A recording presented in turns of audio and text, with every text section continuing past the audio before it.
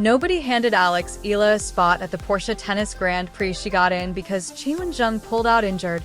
She entered ranked 45th. She lost in the first round on April 15th to Leylah Fernandez, 61-64, in front of a packed Stuttgart crowd. On paper, that's a forgettable week, except the Porsche Village fan event happened first before a single ball was struck in Stuttgart. Alex Eala walked into that fan event space, and something that organizers hadn't fully prepared for unfolded in real time. The autograph craze hit so hard that the tournament's own official channels had to post about it. They announced it publicly. Alex Eala's autograph was the most wanted in the entire Porsche Village that day. This is a tournament that has hosted Navratilova, Sharapova, Hingis, and Graf across 48 years of history. Her rival Fernandez, who later dismissed her in straight sets on court, stood somewhere in that building watching the chaos, and afterward, she couldn't string together a composed sentence about Eala without dissolving into sheer admiration. That's not a loss, that's a statement. Hit subscribe because this channel doesn't do surface-level tennis coverage.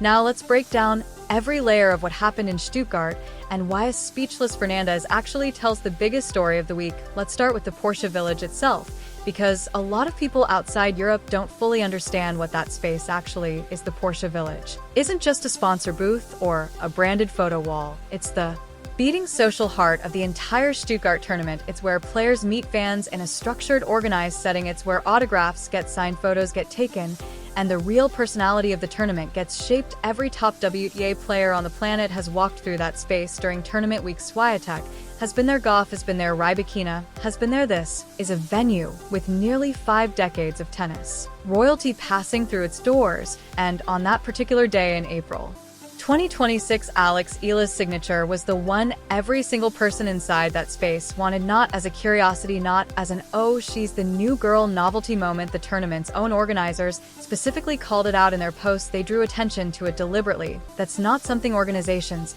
do unless the demand was genuinely impossible to ignore. When the people running one of the most historic WTA events on the calendar feel compelled to publicly acknowledge that a 20-year-old Filipino player has the most wanted autograph in their fan zone, that means something significant happened in that building. Now Harris, the angle most coverage missed entirely. Alex Eala walked into Stuttgart through the back door. Qin Wenjun, the Paris Olympic gold medalist, withdrew with a lingering elbow injury. Emma Navarro also pulled out. Eala got the call and slotted into the main draw as a lucky loser replacement. She hadn't earned a direct entry. Through her ranking at the time, she was ranked 45th, coming off a second-round exit at the Linz Open the week prior, where she'd been beaten by Jelena Ostapenko 64-75 after leading convincingly in both sets. Her clay season had started with a thud, so she arrived in Stuttgart not as a seeded player, not as a headline act, not as someone the tournament had specifically built anticipation around. She arrived quietly through a door that someone else's injury opened for her, and she still became the most talked about person in the Porsche Village before her first match was even played. That contrast is what makes this story worth sitting with, because the tennis world tends to reward visibility through results, rankings, titles, and deep runs. Those are the currencies that buy you the kind of attention Eala was receiving in Stuttgart.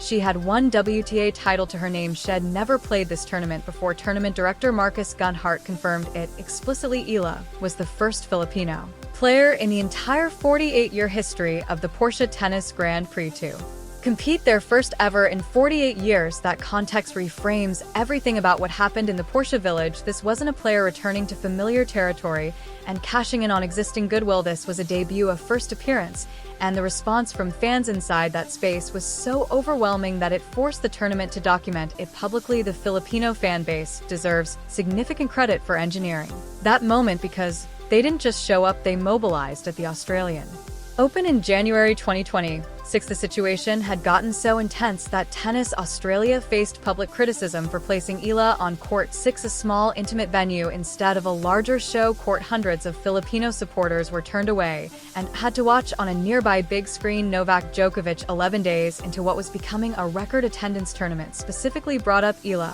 when asked about the crowds. He said it plainly: she's coming from the Philippines, which is now a big deal. That's not a throwaway compliment from Djokovic. He doesn't say things he doesn't mean. In Dubai in February 2026, world number 6 Amanda Anisimova was asked about Eala's fanbase after her own quarter-final victory. Anisimova didn't just say something polite.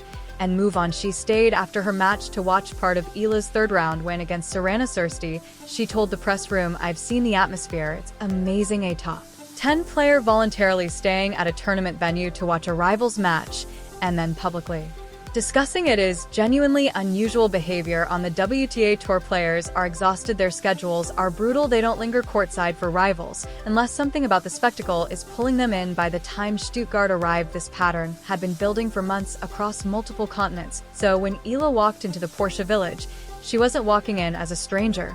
She was walking in as someone whose cultural footprint had already preceded her. That's the first layer of what Fernandez was reacting to, not just the player, the phenomenon. Now, let's talk about Fernandez specifically, because her reaction after the match is where this story takes its sharpest turn. Leylah Fernandez is 23 years old. She is the daughter of a Filipino mother and an Ecuadorian father. She was born and raised in Canada and has represented Canada throughout her professional career. She reached the 2021 U.S. Open final, one of the most dramatic finals in recent Grand Slam history. She has 5 WTA titles. Her career best ranking is number 13. She is, by any reasonable measure, an established and highly respected figure on the WTA Tour.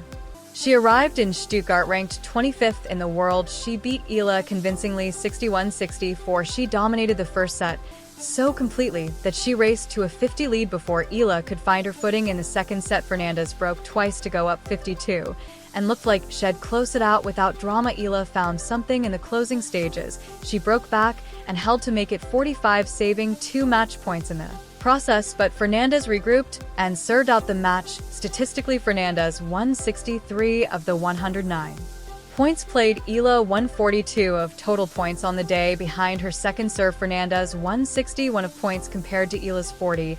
It wasn't a flattering scoreline for the Filipino, but then Fernandez sat down for her post-match interview, and the wheels came off a little. She was asked about the similarities between herself and Eala, both left-hand, both aggressive baseliners, both known for playing fast and attacking early in the point. Fernandez's response was immediate and visibly genuine. She said it felt like playing against a mirror. She said she just enjoyed figuring it out and having fun with it, but then she added something that landed differently. She recalled watching Eala at the Rafa Nadal Academy years earlier. She said she'd turned to her coach at the time and said, "Wow, she plays quick." She remembered that moment specifically years later in a post-match interview in Stuttgart after beating Eala. She reached back into her memory and retrieved a specific conversation she'd had with her coach about this player. That's not something people do about forgettable opponents. You don't archive a random junior player's movement in your long-term memory and then pull it out verbatim years down the line, unless that player made a genuine impression on you. Fernandez was essentially confessing that she'd been watching Eala for a long time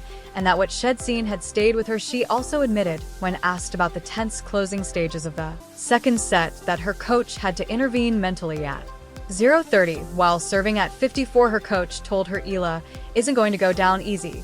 She's going to fight. You're going to have to take the match." Fernandez had to be reminded mid-match by her own coaching team not to underestimate the player she was in the process of beating. That detail is easy to miss in a match report. It's significant. A 61 first set can make a match look settled when it absolutely wasn't, and all of this is happening against the backdrop of the Porsche Village situation. Fernandez had been at that tournament all week. She knew what had happened at the fan event. She knew about the autograph craze. She knew the tournament's own social channels had highlighted it.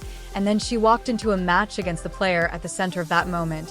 And despite winning comfortably, she came out of it with nothing but admiration to offer. That combination, the dominant scoreline and the completely disarmed reaction, is the thing that makes this story interesting. It wasn't a competitor trying to compliment a winner after a heartbreaking loss. It was a winner trying to explain why the person she just beat has something that transcends the scoreboard. Eala herself had addressed this dynamic in a sit-down interview with the WTA earlier that week in Stuttgart. She spoke about the pressure of carrying a fan base that travels internationally and shows up loud. She described it as sometimes being a lot. She said that without a clear sense of who you are, without what she called a spoonful of gratitude, the attention can swallow you. She was measured, self-aware in a way that doesn't often surface in players this young. She also talked about what it meant to be the first Filipino in the Stuttgart draw's history. She'd seen this tournament online for years before ever competing in it. She described the feeling of finally arriving in person as completing a puzzle.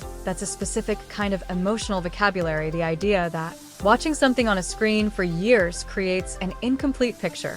And that walking into it in reality fills in the missing pieces for someone making her debut at a 48-year-old tournament in a city she had never competed in, ranked 45th, and entered only because someone else got injured. That is a remarkably grounded way to process the moment. The Stuttgart story, in full, is not really about the autograph craze in isolation. It's not really about one fan event in the Porsche Village. It's about what those things collectively signal about where Alex Eala stands in the tennis world right now and the speed at which her cultural gravity is outpacing her rankings. She is currently ranked 44th in the WTA live rankings following Stuttgart, sitting on 1285 points. She earned 1-3-2-1-1 from her first round exit. Had she won that opening match, she would have jumped to a projected 38th, ranking her career high of number 29 reached on March 16.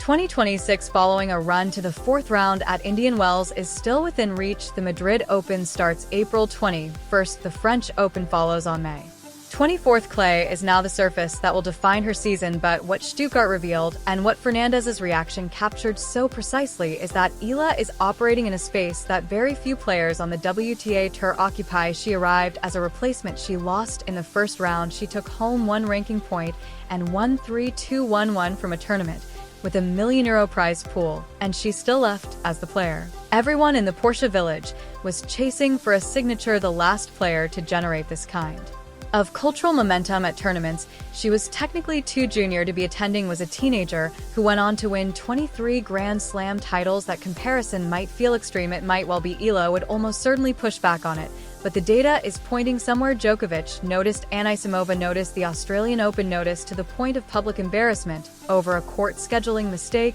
and now Eala. Fernandez, a player with every reason to stay composed and professional. In a post-match interview, walked away from Stuttgart unable to discuss Alex Eala without her words turning into something close to wonder. The Porsche Village autograph craze was not the headline, it was the symptom. The headline is that a 20-year-old Filipino player who entered a tournament through an injury withdrawal and lost in the first round has somehow made it so that winning against her doesn't feel like enough for the person who won.